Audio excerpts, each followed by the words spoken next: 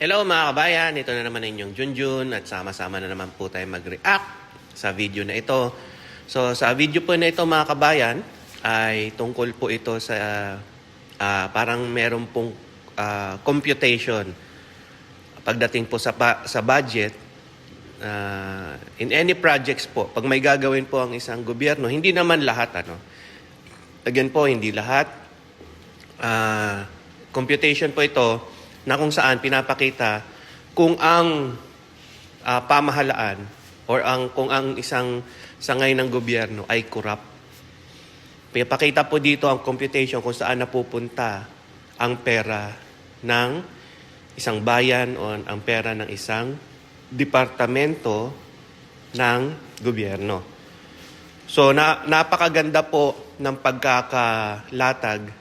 Ano po ang speaker dito si Mayor Magalong.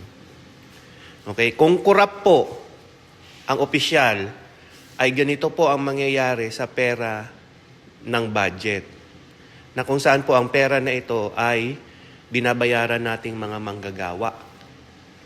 Galing po sa ating tax bilang mamamayan. So makikita nyo po dito yung breakdown o yung listahan na kung saan mapupunta ang pera na ibinabayad natin sa tax na kinukurakot ng corrupt na opisyal. Hindi po lahat Hindi ko po sinasabing lahat ng tauhan ng gobyerno ay corrupt. Pero kung sila po ay corrupt, yan po ang gagawin nila. So napakasakit po na araw-araw tayong bumabangon, araw-araw tayong nagtatrabaho, araw-araw tayong nagbabanat buto para lang po mapunta sa bulsa ng iilan. Panoorin po natin ang video. Again, this is your Junjun is in 55%. Let me show you based on a regulation of a contractor. How do at for every project, magkano talaga ang applying mo? I'll show you in percentage. Next slide. Next click this. One click. Distribution of a project fund. Next. The politician gets 25 to 40%. So let's put it at 30% average. Then VAT is 7%. Insurance and bond is 1%. 38% now. Next, sandali na. The implementing agency gets 10 to 15%. Depende sa region. So let's say average is 12% for easy computing. That's already 30, that's already 50%. Pero meron pa ho sa back. 2 to 3%. So 52% na ho. Meron pa ho sa contingency. Yung mga mag-i-inspect na yan, engineers, bago i-release yung cheque, meron na naman ibibigay ulit.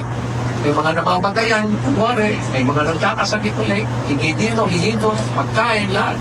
Another 3%, that's already 55%. So 55% na po ang nakuha doon sa budget. About 55%. Now, magkano na lang ang natira? 45%. Kasama na ho yung profit po ng contractor. Assuming na yung contractor may sense of nationalism, 10% na lang kukunin niya.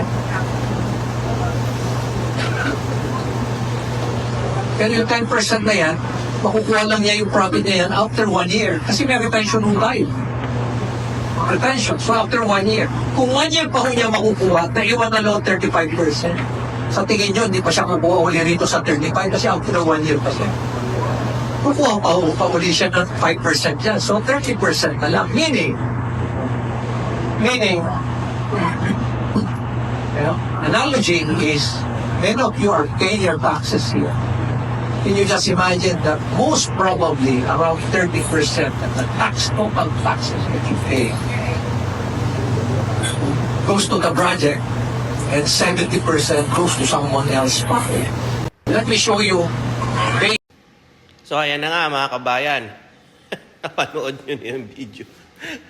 Di ba po ang sakit? Nasa 100% ng pera o kaban ng bayan o kaban ng departamento ng gobyerno, kapag ito ay nilagay sa isang proyekto, 70% ng budget na pupunta sa bulsa talaga. Okay? Tapos, 30% na lang ang napupunta sa proyekto. Kaya yung mga proyekto, substandard na kasi yung pera na ginamit, kulang-kulang na. So, nandyan yung mga substandard na solusyon para sa baha. Una-una ngayon kasi yan yung medyo, ngayon kailangan ng mga tao tuwing umuulan na lang. Bumabaha, no? Parang anlibaha na. Anlibahan na lang. Di ba po ang sakit?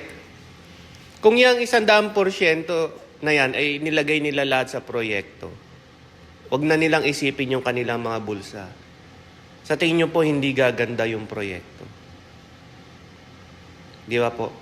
Pero tayong mga ordinaryong mamayan, anong magagawa natin? Di ba po? So, makonsensya naman sana yung mga tiwali or mga corrupt na government officials. Kasi ginagawa po tayong gatasan tayong mga taxpayers na imbis na ibalik sa atin ng buo, 30% na lang, substandard talaga. So, makonsensya naman po sana kayo. Salamat po sa panonood ng video. Again, this is your Junjun. Junjun is out!